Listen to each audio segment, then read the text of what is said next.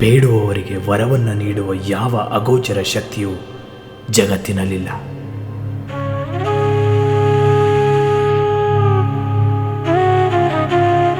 ಪ್ರತಿಯೊಬ್ಬ ವ್ಯಕ್ತಿಯು ತಾನೇ ತನ್ನ ಪರಿಶ್ರಮದಿಂದ ಗಳಿಸಬೇಕು.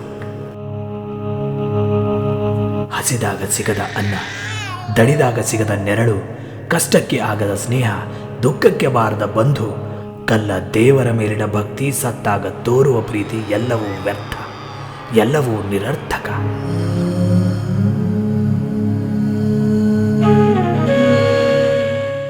ಈ ಜಗತ್ತಿನಲ್ಲಿ ಕರುಳಿನ ಸಂಬಂಧ ಒಂದು ಬಿಟ್ಟರೆ ಇನ್ನೆಲ್ಲ ಸಂಬಂಧಗಳು ವ್ಯಾಪಾರ ಸಂಬಂಧಗಳೇ.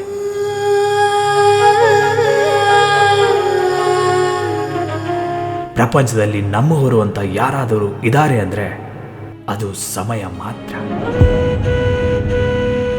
S, time is money, time is everything. Time ಒಂದು ಒಳ್ಳೇದಿದ್ರೆ ಎಲ್ಲವೂ ನಮ್ಮದಾಗುತ್ತೆ, ಎಲ್ಲರೂ ನಮ್ಮವರಾಗ್ತಾರೆ. ಹಾಗಂತ ನಂಬಿದವರೆಲ್ಲ ನಮ್ಮವರಾಗಲ್ಲ, ನಮ್ಮವರನ್ನೆಲ್ಲ ನಂಬೋದಕ್ಕೂ ಆಗಲ್ಲ.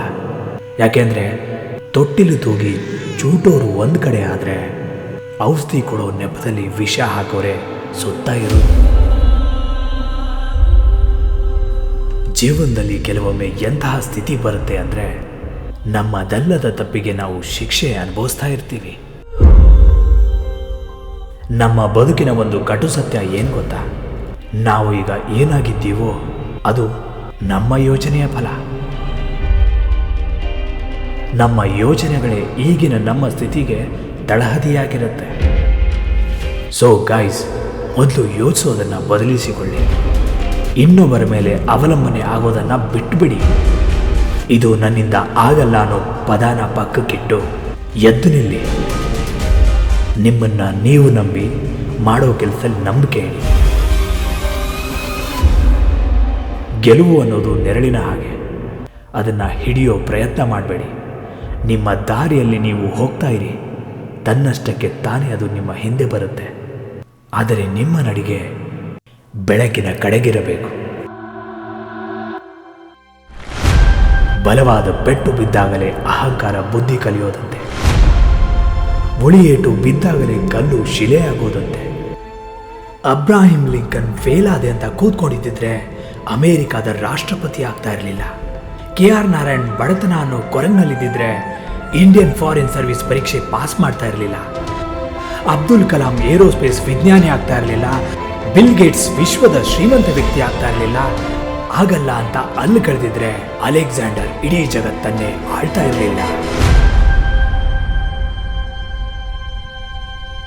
ಒಂದಂತೂ ನೆನಪಲ್ಲಿಟ್ಕೊಳ್ಳಿ, ಎಂತಹ ಪರಿಸ್ಥಿತಿಯಲ್ಲೂ ನಾವು ಭೂಮಿ ಮೇಲಿನ ಹುಲ್ಲಾಗಬೇಕು.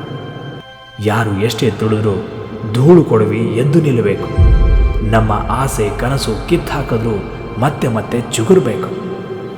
ಎಲ್ಲ ಇಲ್ಲಗಳ ನಡುವೆಯೂ ಇದೆ ಎಂಬ ಭರವಸೆಯ ಭಾವದೊಂದಿಗೆ ಬದುಕಬೇಕು. ನೆನಪಿರಲಿ, ಎಷ್ಟೇ ಕಷ್ಟ ಬಂದರೂ ಭಿಕ್ಷುಕ ಆತ್ಮಹತ್ಯೆ ಮಾಡಿಕೊಳ್ಳೋದಿಲ್ಲ. ಕೊನೆದಾಗಿ ಹೇಳೋದಿಷ್ಟೇ, ಇಲ್ಲಿ ಕಷ್ಟಪಟ್ಟು ದುಡಿಯೋನಿಗಿಂತ ಬುದ್ಧಿವಂತಿಕೆಯಿಂದ ನಡೆಯೋನಿಗೆ ಬೆಲೆ ಜಾಸ್ತಿ. ಕನಸು ಕಾಣೋದೇ ನಿಜ ಆದರೆ ದೊಡ್ಡದಾಗಿ ಕಾಣಿ. ನೀವು ಯಾವುದೇ ವೃತ್ತಿಯಲ್ಲಿರಿ, ಯಾವುದೇ ಹುದ್ದೆಯಲ್ಲಿರಿ, ಜಾಣತನದಿಂದ ನಿಭಾಯಿಸಿ. ನಿಮ್ಮ ವೃತ್ತಿಯಲ್ಲಿ ಮಾಸ್ಟರ್ ಆಗೋ ಪ್ರಯತ್ನ ಪಡಿ. ಒಟ್ಟಿನಲ್ಲಿ ನಿಮ್ಮ ಯೋಚನೆ ಎಲ್ಲರಿಗಿಂತ ಭಿನ್ನವಾಗಿರಬೇಕು. ನಿಮ್ಮ ಯೋಚನೆ ಕರೆಂಟಿನ ಸ್ಪಾರ್ಕಿನಂತಿರಬೇಕು.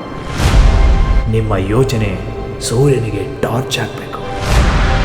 ಆಗ ಮಾತ್ರ ಇಡೀ ಜಗತ್ತು ನಿಮ್ಮೆಡೆಗೆ ತಿರುಗಿ ನೋಡಲು ಸಾಧ್ಯ.